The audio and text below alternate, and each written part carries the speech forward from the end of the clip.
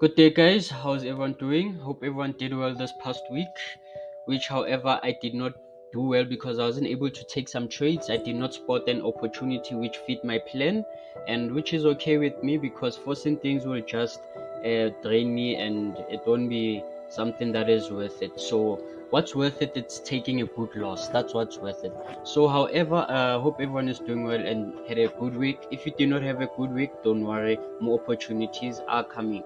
So we've got the DXY commuting from this area of interest, which is quite interesting because we are receiving this nice impulse right there commuting on the daily. Bear in mind, this is on the daily. So I'm not going to be diving to more lower time frames because this is so much an influence of information on how to implement it on the other pairs.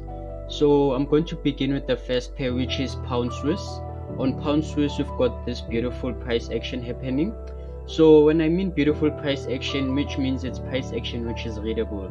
So we've got price failing on tapping this area of interest. Price fails to tap this area of interest.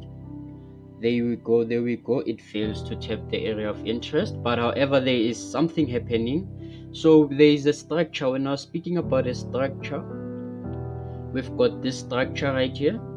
So price fails to tap the area of interest, but however comes back into structure. So this expanding structure that we've got right here, price has came in. So after prices came into this expanding structure, let us get into H4.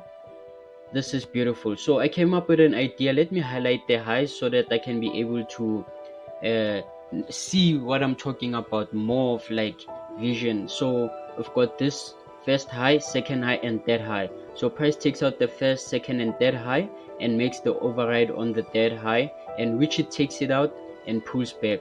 So how it takes it out in a form of an ascending channel. So this is beautiful. It's more of confluence. So we've got this 1 2 3, which is committing right now. So if this expanding structure has got an override and an internal ascending channel.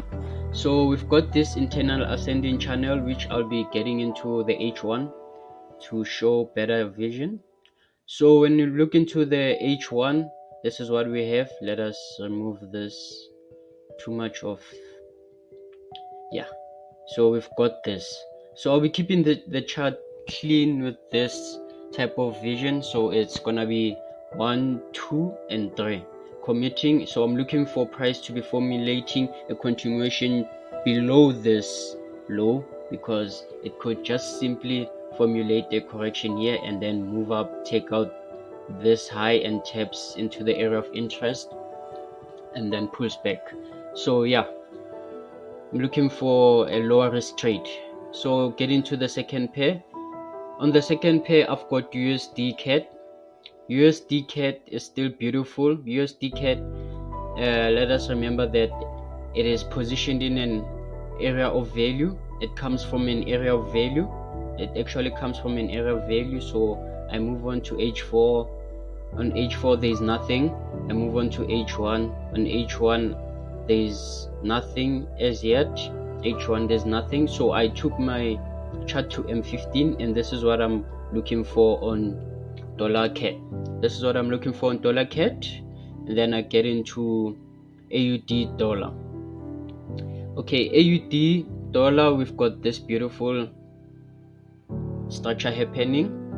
So on the daily, price is positioned in an area of interest.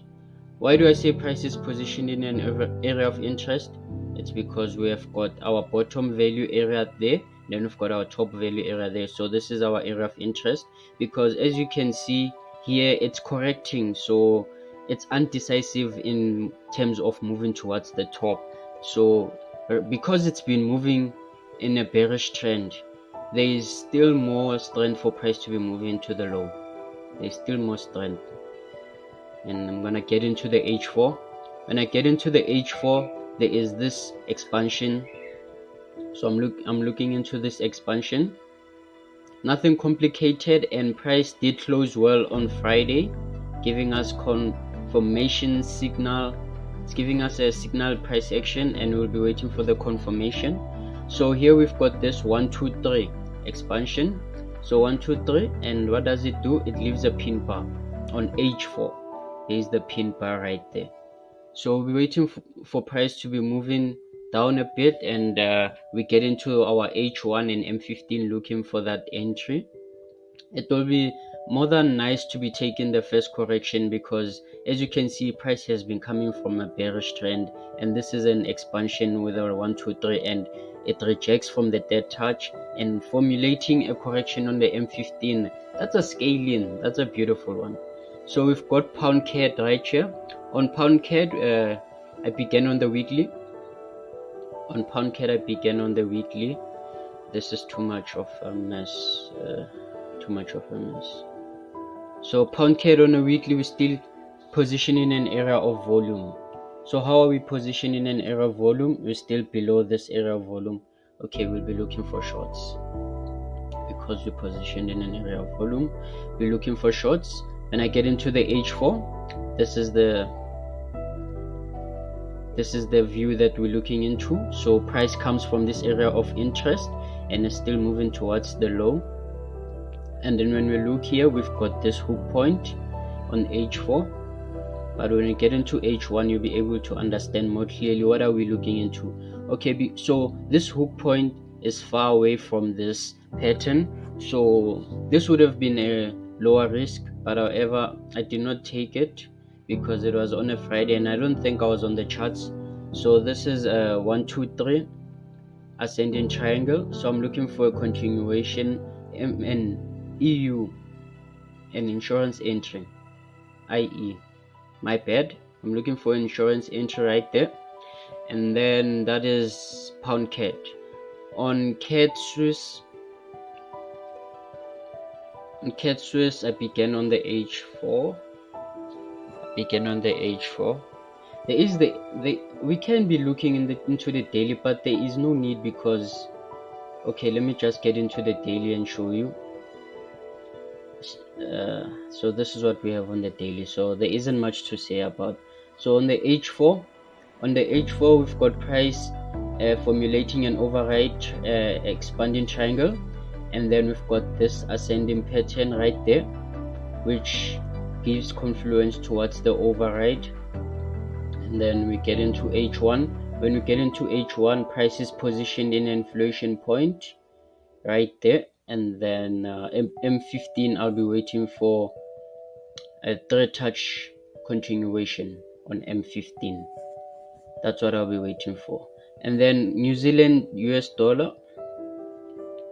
On New Zealand dollar, we are looking into this.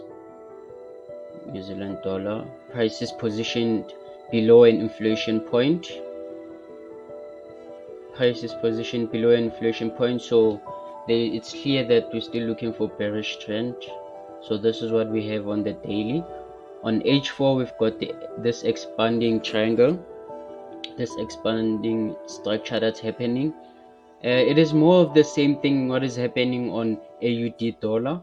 As you can see, this one has not yet arrived on the dead touch, but however, I'm looking for it to 1 2 3, and it taps this previous low and shooting towards the bottom. So here I'm looking for an H4 entry, because as you saw on AUD dollar, it left a pin bar, and that's an H4 entry. That one is an H4 entry. It's a beautiful one. Okay, let me get into the additional pairs. On the additional pairs, we've got euro dollar positioned in an area of interest.